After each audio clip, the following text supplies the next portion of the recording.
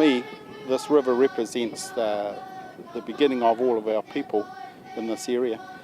It was a place where you could come to and swim, and you could fish.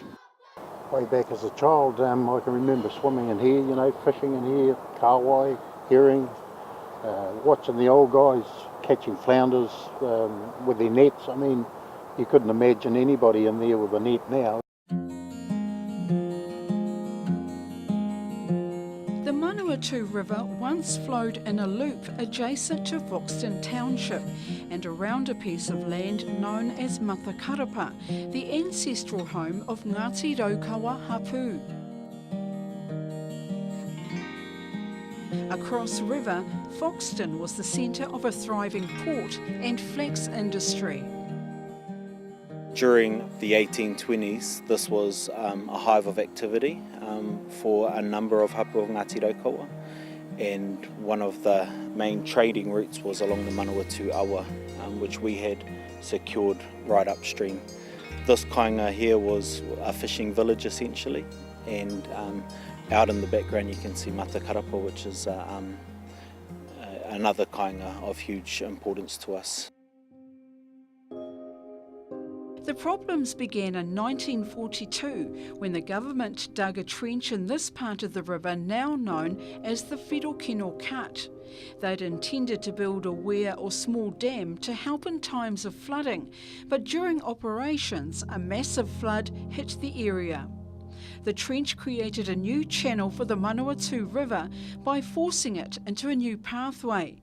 The damage was devastating for the people of Matakarapa.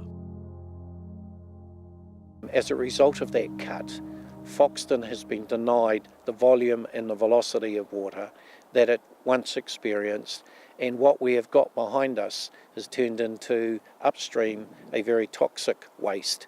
Downstream, going past our town, an area where we have signs that warn us about coming into contact with our river.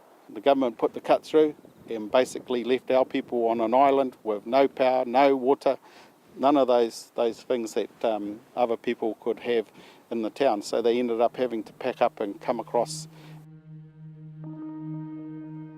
With no continuous flow through this river, sediment and pollution has taken its toll.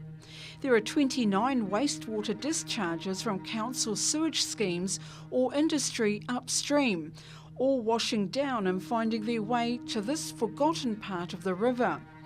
Added to this are impacts from Foxton's old landfill next to the awa.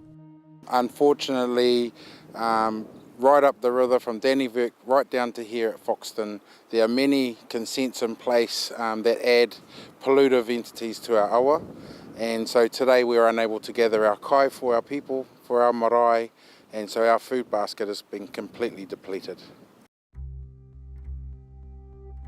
Down near the old Whirokino Cut, the river flow has completely stopped because of sediment and swamp grass. There are plans to bring the river flow back through here by cutting a new river channel, but it can't be soon enough for Te Kenehi Teira, whose people once lived here. That makes us very, very sad about what has been inflicted on us by a government in the 1940s, but the fact that there's been nothing done by any government to rectify what was government made, basically. The cut was put through by the government, and they didn't care about the town, and even at that time the mayor and the others of the town all said that this was going to impact heavily on our community, and the river has just been forgotten. After the government diverted the Manawatū River in 1942, 15 kilometres of river loop was interrupted and turned into a toxic backwash. We travelled the river loop with the local Coast Guard, who used an 11-year-old GPS map. Major land erosion meant we were actually sailing over land that no longer existed, and underwater channels measuring 0.5 metre to 11 metres deep at times. Restoring the Manawatū River here is a blue sky dream for these local river warriors. They say government action needs to be meaningful and properly funded so that future generations can enjoy this taonga again.